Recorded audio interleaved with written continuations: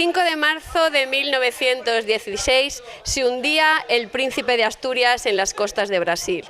El Príncipe de Asturias, el llamado Titanic de España, se hundió y en él iban 8 enguerinos. Durante todo este año se ha conmemorado los 100 años del hundimiento del Príncipe de Asturias y en Enguera no nos hemos podido perder el hacer diversas actividades en el reconocimiento de los que se hundieron en el Príncipe de Asturias. Empezaron el día 5 de marzo haciendo un homenaje en el que se invitó a las familias de esos enguerinos que murieron en el buque, en el transatlántico. Tuvimos la oportunidad de que Enrique Bosch, que ha escrito el libro Naufragio, Memoria de un naufragio, participara en esa conmemoración, en ese homenaje y explicara pues, a través de toda la historia y de todas sus investigaciones, sobre todo no sé cómo decirlo, pero es el lado humano de esa tragedia, el lado humano de todos los enguerinos. Fue muy emotivo, Enguera Televisión tuvo la oportunidad de estar ahí, después tuvieron la oportunidad de ir al cementerio, en la placa que hay en el cementerio en conmemoración de memoria de los que murieron en el transatlántico. Pues nada, siguiendo con este homenaje, el Ayuntamiento ha realizado esta exposición de fotografías y de artilugios y de vestimentas de la época. La verdad que es muy bonita y nosotros vamos a dar un pequeño repaso por todas esas imágenes, que ya decimos siempre que las imágenes valen más que 1000 palabras. Así que nada, vamos a introducirnos en el transatlántico del Príncipe de Asturias. Nos trasladamos a 1916. En 1916 reinaba en España Alfonso XIII de España y allí, en el puerto de Barcelona, embarcaron todas aquellas personas que quisieron recorrer el océano e ir hacia una nueva vida. La emigración española durante esa época era muy importante y sobre todo la gente emigraba a las Américas, aunque ya sabemos que los temas de actualidad de la emigración, como luego nos explicará Teresa. Ahí tenemos otra fotografía de la tripulación del Príncipe de Asturias. Un transatlántico catalogado como un transatlántico de lujo, aunque dicen que habían unos 600 pasajeros en el transatlántico. Según las últimas investigaciones, se ha demostrado que eran muchísimos más, sobre todo polizones. Ahí están enfocando a José Lotina, el capitán del Príncipe de Asturias. Y ahí tenemos en el barco al capitán Lotina. Bueno, era un barco, el Príncipe de Asturias, fue un gran buque correo transatlántico de vapor, considerado en su momento un buque insignia de la Marina Mercante Española, siendo propiedad, como hemos visto en una de las fotografías, de la naviera Pinillos. Ahí vemos la área de radiotelegrafista, porque evidentemente en 1916 pues era una forma de comunicarse fuera de ese transatlántico que tenía que recorrer los océanos y la verdad es que no se quedaban incomunicados. Los correos y las cartas llegaban más tarde, pero llegaban. Y un gran transatlántico no sería nadie sin una cocina. Ahí tenemos esa fotografía de la cocina principal, pues como ya hemos dicho, el abastecer a esos 600 pasajeros, aunque sabemos que según las últimas investigaciones pues eran más de 600. Y esa cocina pues necesitaban el pan. Ahí tenemos esa fotografía de la panadería del Príncipe de Asturias y a esas personas trabajando para realizar el pan que comían durante los días que duraba una travesía muy larga. El Príncipe de Asturias alojaba confortablemente a 150 pasajeros en primera clase, 120 de segunda clase, 120 en segunda clase económica y 1.500 en los soslayos de migrantes, aunque ya hemos dicho que seguramente habrían muchos polizones. El comedor de primera clase. En 1916 había mucha distinción entre la clase alta y la clase baja y la clase media. Eran, pues, como podemos ver, ahí tenemos el servicio del comedor, todos elegantes. Nos está recordando estas imágenes al Titanic. Y realmente el Príncipe de Asturias en España se llamó el Titanic de España. Vemos la diferencia entre el comedor de primera clase y ahora tenemos el comedor de segunda clase. No tiene tanto lujo, pero bueno, la segunda clase se podía sentir afortunada en el gran transatlántico del Príncipe de Asturias.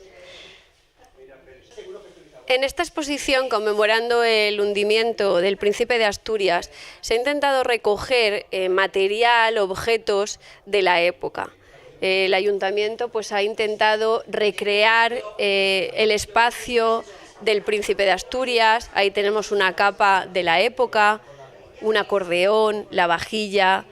Evidentemente no es la que había allí, porque mucho se ha investigado y se ha buscado el Príncipe de Asturias en los mares de la costa de Brasil.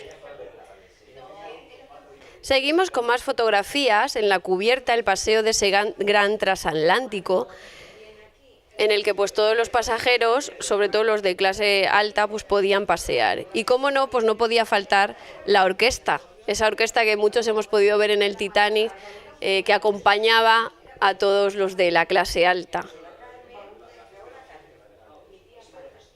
Y seguimos con la otra orquesta que si veis en la fotografía era como un poco el día del carnaval, ¿no?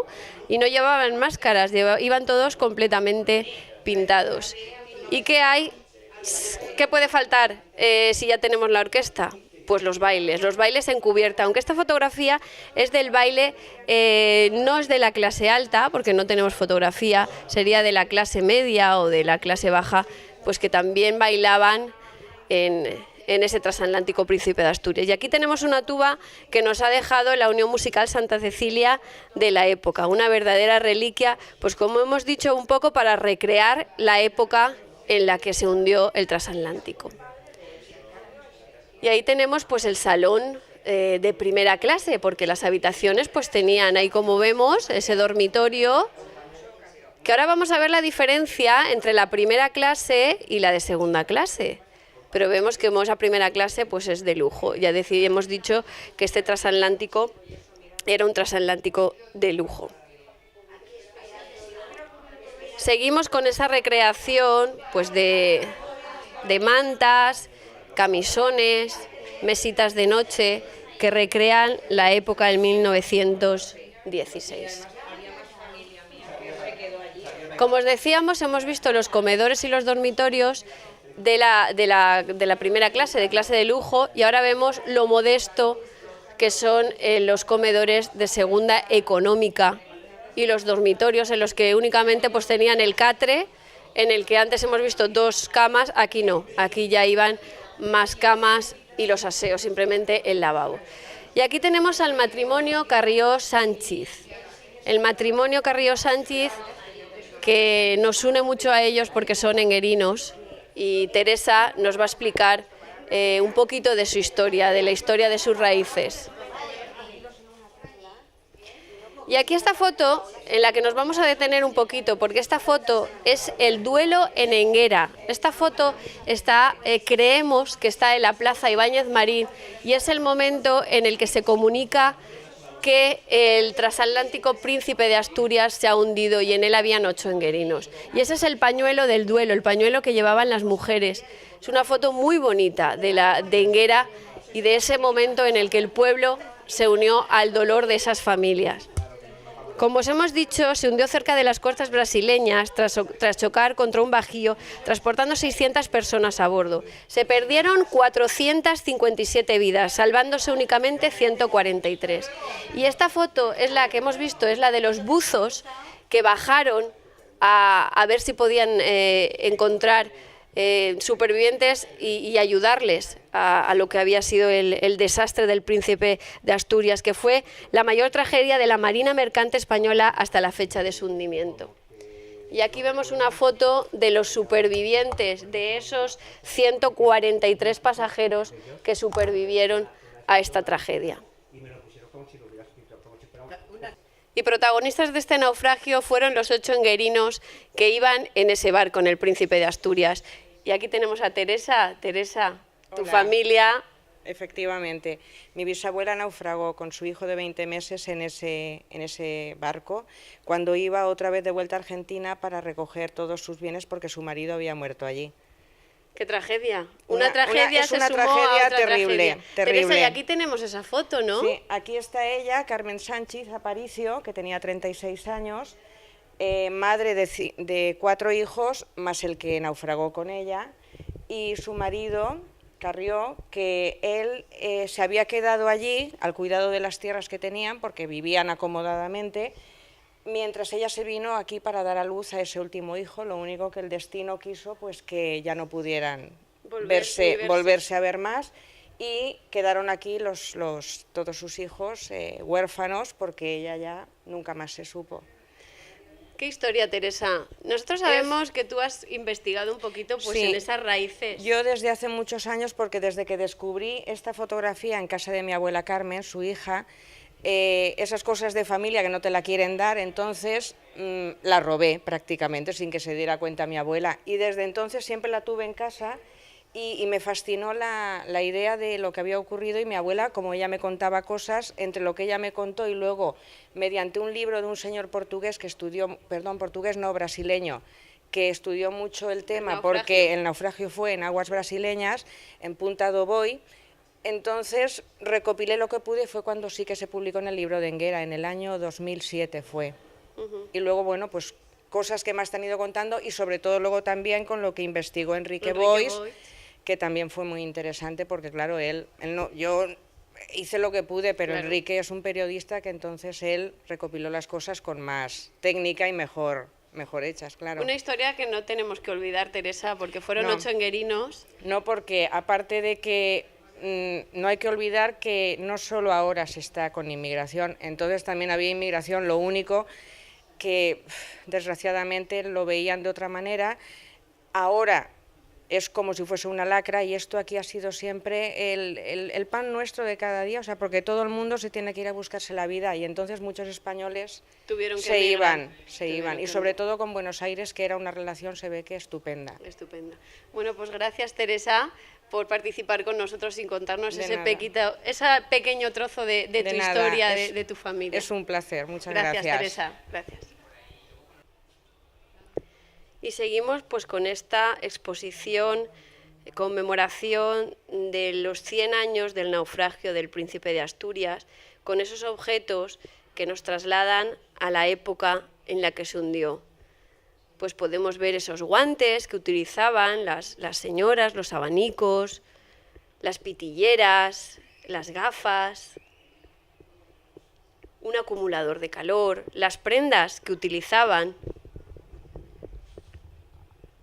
Y tras este pequeño recorrido acabamos con este icono, el icono de las maletas, esta pequeña recreación que han hecho en la exposición, de esas maletas de la época que utilizaban los emigrantes para ir a ese nuevo mundo, a las Américas, a encontrar una nueva oportunidad en la que vivir, y en la que las familias que se quedaban pues pudieran sobrevivir.